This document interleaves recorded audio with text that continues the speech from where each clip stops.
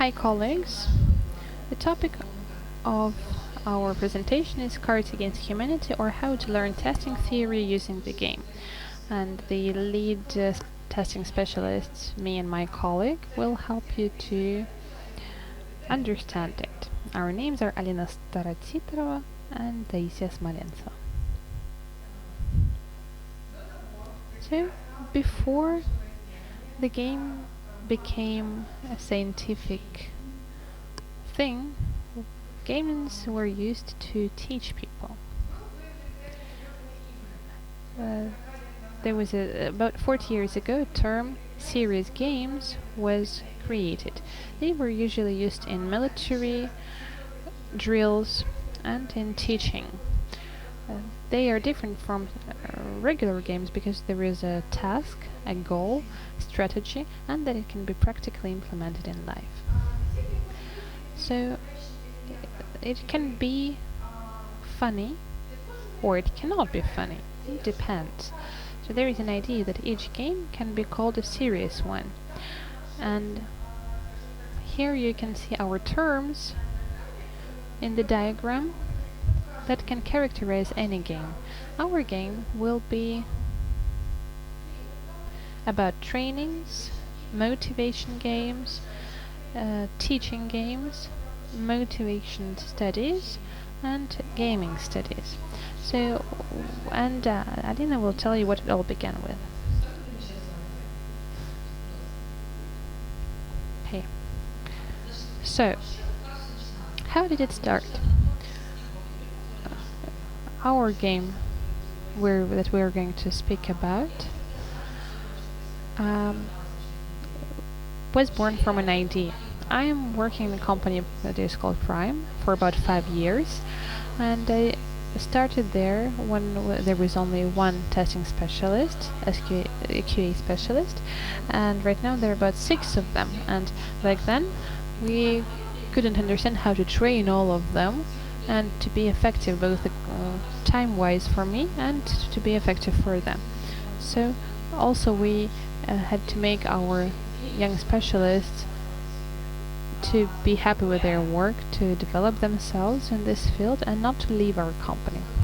So basically, I'm a person, rather I'm a gambler, and I'm not speaking about casino or money games. I just like to play board games like Monopoly or Cards Against Humanity. Do you know Cards Against Humanity? Have you played it? Well, fantastic. And my neuron brain created this kind of a picture, and we came to the game that is called Cash Flow. So probably you know the saying from Robert Kiyosaki, the more you play, the richer you become. We will rephrase it a bit. So the more you play, the richer your knowledge becomes, and that's how we created our game. So it is somewhere between between Card Against Humanity and Cash Flow. So we call it Cards Against Humanity of a tester. So basically there are red cards and white cards in the game. So red cards have questions and white cards have answers. But there's only one correct answer for each question, and it can be, no matter how many players play this game, just have to see to that there is enough cards for everybody. We can look at the example. So colleagues, let's play a bit. So first of all, do you see the monitor well, the screen well? Okay, good. So let's transfer to the next slide, switch to the next slide, and you'll see a question in the next slide, and you'll have several options for answers. Only one answer is correct. So tomorrow we'll have this game in reality. We'll have some gifts for you, so we'll play this game tomorrow. Okay, so the question is the following. If with the existing testing scenarios it is impossible to find defects, maybe you will need to revise test cases. So in order to find more defects. So what kind of paradox is it? Paradox of epiminent, paradox of pesticide, paradox of 27 numbers, and paradox of a model. So who's the first to answer it? Are there any other options? So there is a paradox of pesticides. One answer was. So everybody understands that is the only answer here, right? Yes, so which is, yes, you're great, you did a great job, you're very competent, it is really the pesticide paradox. So this game is a lot longer, there were several options, and what was the real effect from this game? Well, as I have already mentioned, there is a special testing division in our company, there are several of them, and we hold some events regularly, and we share our experience with each other at those events. And as I am the representative of, as I create those questions, so I'm the host, and I sometimes witness really funny situations. Somebody is trying to find the right question and to bite his or her lips or pencils, or somebody is trying to just guess the question. And sometimes when you don't know the answer, the right correct answer, your intuition can help. Somebody knows the answer straight away, and well, everything works out for this person. So as the practice has shown, when we are introducing new system or new terminology and studied, each player, well, let's call them players here, they learn a very interesting question and they remember the answer quite well. So basically, everyone who participates in the game is able to memorize at least one correct question. When they start communicating with each other, they share their knowledge. So they don't ask me all the time. And my time, I spend less time for helping them. The guys find out something new in a very interesting way, and the general profit of the team is a lot higher. So you can see advantages and disadvantages here. I think that is a masterpiece of mine, but we'll still speak about disadvantages here. So we have to understand that people have to understand the terminology, and the one who created the game has to understand what the game is going to be about. The questions also have to be created correctly. It's quite difficult sometimes that to make the questions in such a way that they are not dubious and there is only one really correct answer. And for example, one of our colleagues said that it was a rather difficult way to learn for her because she always feels as if she was at an exam during such games. And another thing is that not all the companies are ready to use their own time and the time of their employees to hold any games. And Alina will tell you about the advantages. Well, first of all, it is very easy to hold this game. It is also in formal atmosphere. Thirdly, the psychology. It is easier to study the psychology of our new employees, just to see how people react to different things, and then you will be able to find the right approach to him or her in their work. And of course, you can give some benefits, starting from simple coffee and so on, and finishing with some bonuses or maybe some vouchers or whatever else. Of course, remembering some extra information is a minimum. We only learn what we need to learn in our area. Don't have any much garbage. In the next slide, I showed you the most important 5 aspects that you need to follow when creating serious games, just like my game. You can see them on the slides.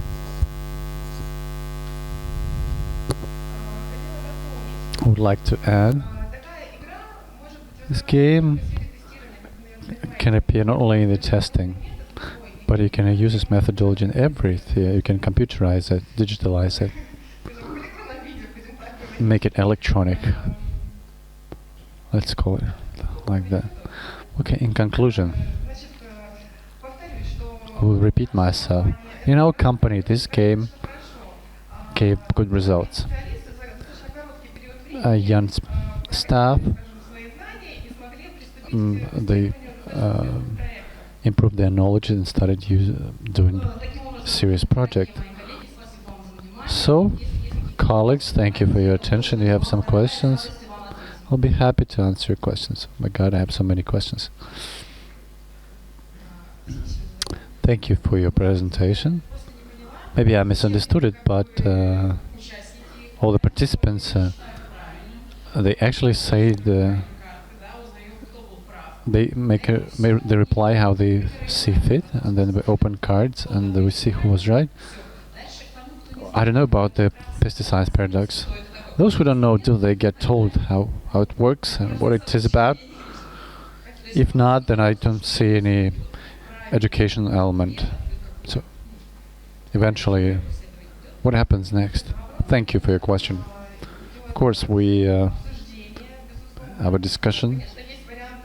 Of course, we in our there are some jokes in our games. There are some jokes they cannot explain all of them. It's a way of learning something new or about. So, as I said, a week later we're going back to the same game and to see how much they have learned. Usually, they learn 90-95% of information. Of course, it happens that people don't remember. So we explain where he was wrong, where he or she was wrong, and then there are no problems later. Do you only work with the rookies or the novices, or with the with olders as well? Is there a circle, this loop, just happening once a year for everyone? We don't have a plan to put everyone through this turmoil, but they organize groups of meetings of testers to keep themselves, fit, keep each other on a level. With great pleasure we play this game because we add new questions.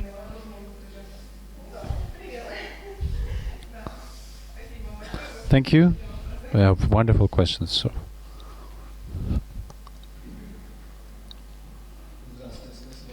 Thank you for your presentation. I have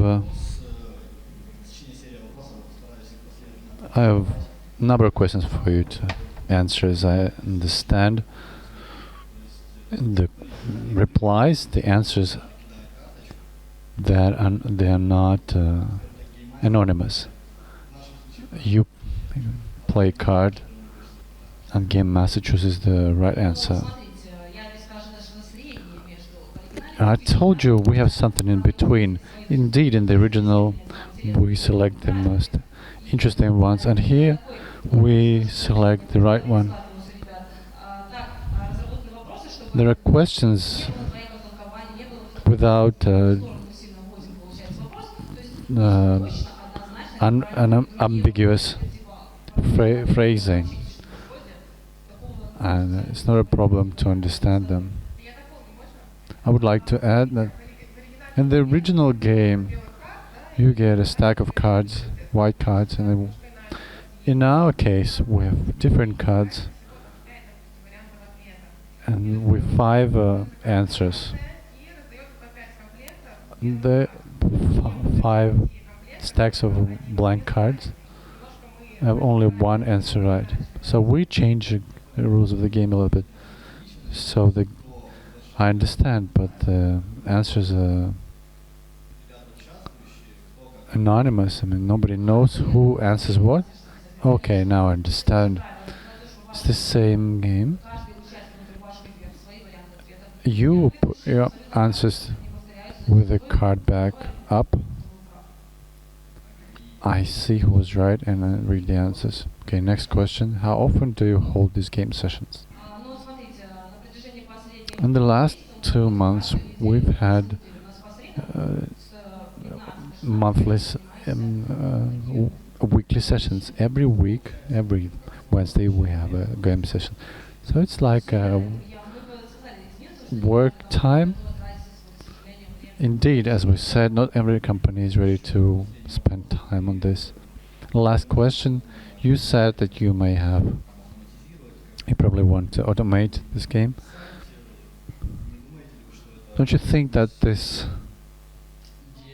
will kill the idea? Because this way you have a team building session, uniting your team. If this happens at the computer, the game will fail. We didn't have this as one of the possible idea for us to implement. That's it.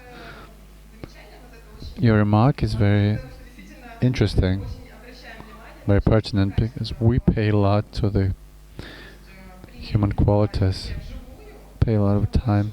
So working live, it's easier to see the reaction of your colleagues and reach additional communication. Thank you. Hello, I have a question. In the original game, it has 18 plus rating. What about you? We have a testing plus rating. Thank you for your presentation. Is there some preliminary preparation for the testers? For example, they need to read this and that, or any novice can come and play the game. If it happens from that all the answers or the questions relate to the testing theory, or test is supposed to have some basic knowledge of testing. Using this knowledge, and they'll be trying to find an answer. If it's about development of new features or something, naturally, if we have them read technical assignment and technical requirements, then we start playing. Thank you.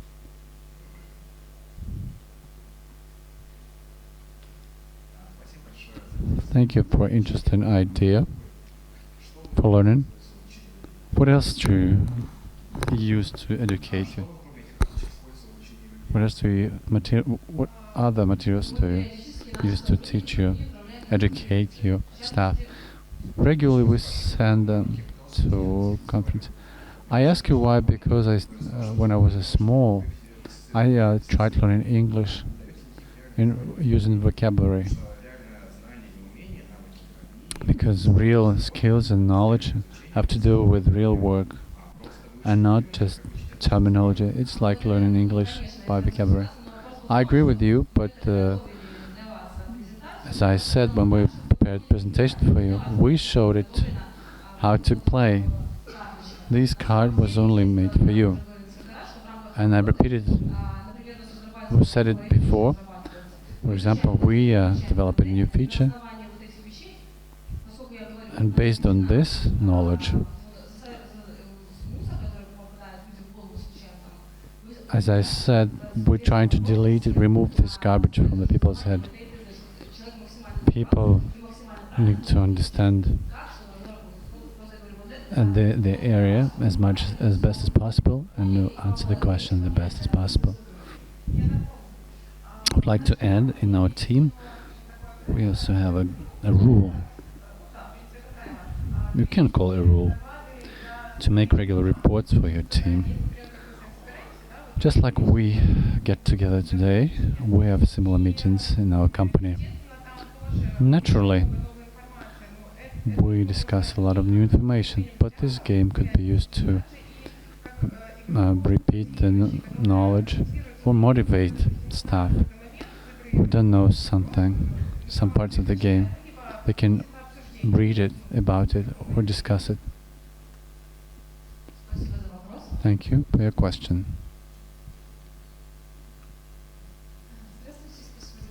Thank you for the presentation.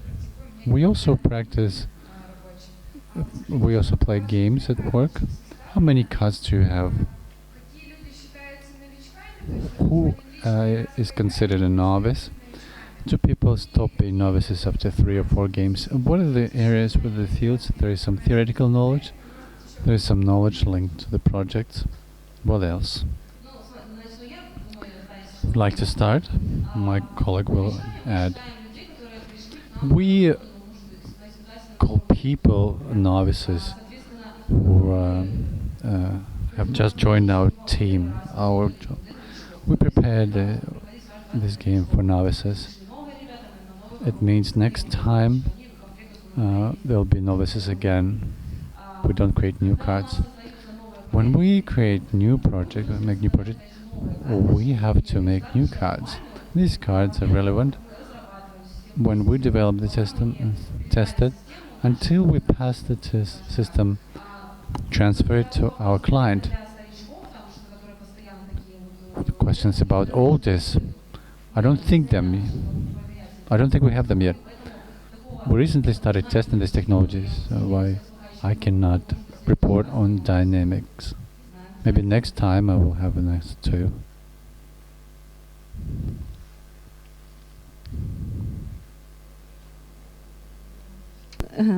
Который много вопросов задавал.